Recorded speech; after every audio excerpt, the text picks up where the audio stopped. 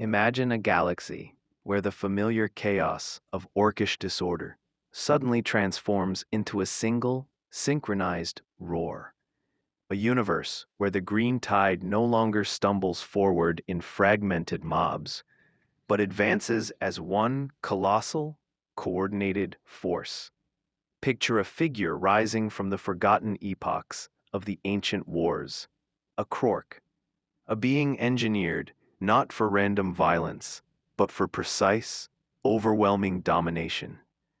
In this alternate timeline, the fragmented tribes of orcs, usually too busy fighting each other to conquer anything meaningful, find themselves compelled by the immense psychic gravity of their progenitor. This is not merely a larger Waaagh, this is the ultimate convergence of orcish potential. A moment when the galaxy no longer laughs at the greenskin's simplicity, but trembles at the awakening of their true design. Welcome to the scenario where the orcs unify, not by accident, not by brute luck, but under the towering will of a resurrected Krork. Prepare yourself. The age of the ultimate Waaagh has begun. To understand the magnitude of this shift, one must first grasp what the Krork truly were. Long before the rise of the Imperium, before the echoes of the first galactic empires crumbled, the ancient creators engineered the Krork as a living answer to a universe engulfed in conflict. These proto-orcs were not the loud, brawling hordes known today. They were disciplined shock troopers, capable of coordinated warfare on a scale most modern factions can barely imagine. Their minds were sharper, their instincts more controlled, and their strength magnitudes greater than that of present greenskins. But as the ages passed and the galaxy quieted from its ancient wars, the Krork devolved into the Orks, still powerful, still dangerous, but stripped of the refined intelligence and purpose their makers had embedded. Now, imagine one surviving. Imagine one awakening, a being capable of reactivating the genetic imprints embedded across all Ork-kind. That single presence could reshape their entire species. When the Krork emerges, the psychic field of the orcs reacts instantly. Across sectors, mobs pause mid-brawl. Warlords feel a sudden pull, and weird boys scream as a powerful echo pulses through the shared Waaagh energy. The Krork does not need to speak. Its very existence becomes a command, a gravitational center for every orc instinct, every urge for dominance, every spark of violence. Rather than competing for supremacy, the war bosses instinctively recognize the Krork as the apex, something beyond their comprehension, yet undeniably the rightful leader. And so begins the first stage of unification. The orcs stop fighting each other. Infighting, the single mechanism that keeps the greenskins fragmented, collapses almost overnight. For the first time in millennia, orcish might is no longer being wasted internally. Tens of thousands of warbands align under one banner. Tens of thousands of warbands align under one banner. The galaxy notices immediately, and for the first time, there is silence. A silence before the storm. The first worlds to fall are isolated Imperial frontier planets. Usually these worlds survive orc attacks because greenskin invasions burn themselves out through disorganization. But now the Krork moves with intention. He tests the fighting strength of his unified mobs, pushing them into formation like pieces of a colossal war machine. Orc mechs, guided by the elevated Waaagh field, begin building devices far beyond anything they've created before. Gargants multiply like war-fueled cities, their designs suddenly more robust, more intentional, almost frighteningly efficient. The Imperium's first response teams arrive expecting the typical chaotic orcish assault. Instead, they encounter eerie coordination. Barrages land in synchronized patterns. Orc artillery fires in timed intervals. Even their charges feel structured, as if guided by a singular tactical intelligence. The defenders realize too late, this is not an orc invasion. It is the return of an ancient war species, functioning exactly as originally intended.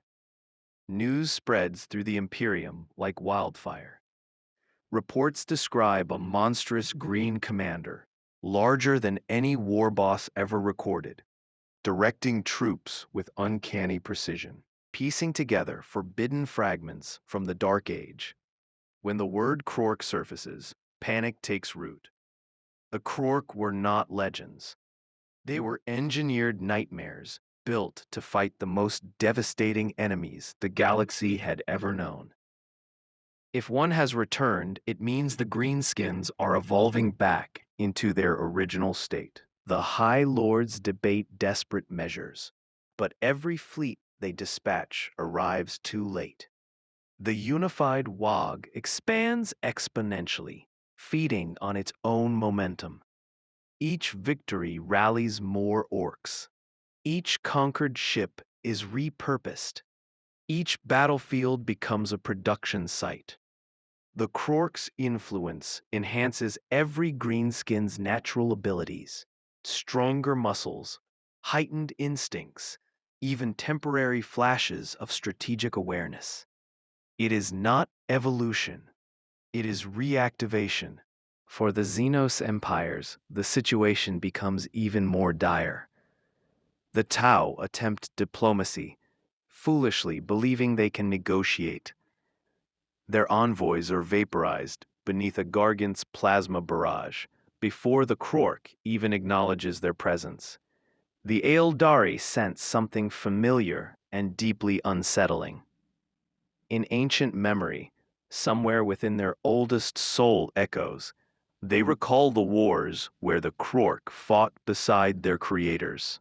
Their seers warn that history is repeating itself, but on terms far worse than before.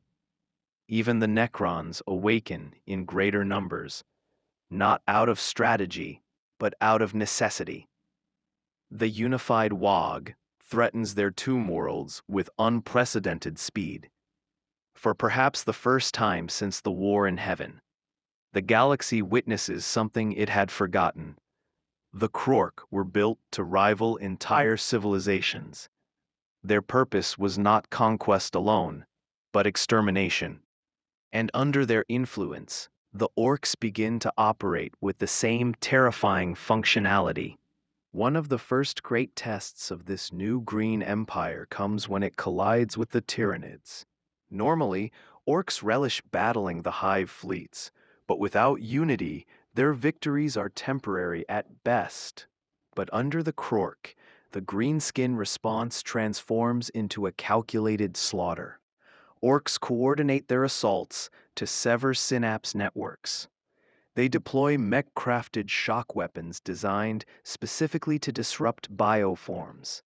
Boards of Tyranids are burned, smashed, and dismantled with a cold efficiency no one thought Orks capable of.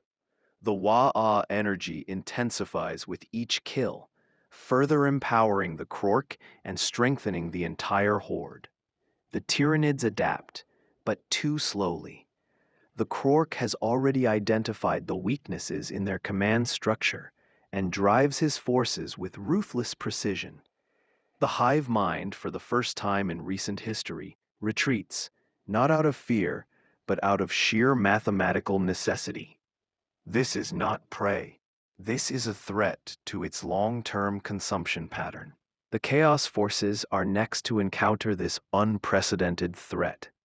At first, the ruinous powers find amusement in the spectacle. A unified Ork empire offers fresh war, fresh destruction, and endless psychic noise. But their amusement fades when they realize the Krork's Waaagh field is beginning to interfere with their influence. Orkish unity creates a psychic wave so dense, so overwhelming, but it begins drowning out subtle manipulations from the warp. Daemons, summoned to the battlefield, find themselves disrupted, their forms destabilizing in the pressure of the green psychic storm. The Krork leads assaults against daemon worlds with complete disregard for metaphysical boundaries, treating the warp like just another battleground. What shocks the Chaos entities most is this: the unified Waaagh is loud enough to challenge their presence, not destroy them, yet, but weaken their grip wherever the green tide grows too strong. Meanwhile, within Orc society, transformation runs deep. Without infighting, the species begins to accelerate technologically and evolutionarily. Mechs collaborate instead of competing, resulting in machines far beyond the crude constructs of the past. Weird boys, driven by stable psychic currents, stop exploding randomly and become channels of devastating precision strikes. Even Gretchen become more efficient as logistics workers, overseen by knobs who enforce the Krork's directives with absolute authority. The Orks don't become smarter in the traditional sense. They simply become what they were engineered to be: a perfectly optimized war machine fueled by instinct, structure, and shared momentum. Under the Krork, entire worlds become foundries. Space hulks are transformed into disciplined battle platforms. The galaxy's greatest fear becomes a reality. The Orks have discovered purpose. As the Green Empire expands, the Imperium prepares a last-stand coalition. Space Marine chapters unite in numbers unseen for millennia. Titans walk beside guard regiments. Battle fleets converge into a defensive wall stretching across entire sectors. Yet even with all this force, there is a chilling realization. They are preparing for a war they were never meant to win. The Krork does not strategize like a typical greenskin. He tests defenses, probes weak points, and applies pressure with terrifying clarity. The unified Waaagh overwhelms key systems in coordinated waves, grinding down Imperial resistance with relentless momentum. Each fallen planet becomes a staging ground. Each destroyed fleet feeds the Orkish war machine. The Imperium grasps that they are no longer fighting Orks. They are fighting a resurrected apex species designed to crush empires. Eventually, a tipping point arrives. The Krork prepares his largest offensive, a sector-spanning assault meant to cripple the Imperium's central supply chains. Imperial commanders realize they must confront the Krork directly, or lose the galaxy piece by piece. A desperate strike force is assembled, a coalition of elite warriors, prototype weapons, and relics from forgotten eras.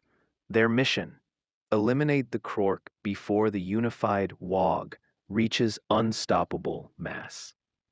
When the two forces collide, the scale of the battle dwarfs anything recorded in recent galactic history. The sky burns with plasma storms. War engines clash like titanic beasts. Space fractures under the strain of thousands of ships exchanging fire simultaneously. Yet even in this chaos, the Krork moves with precision.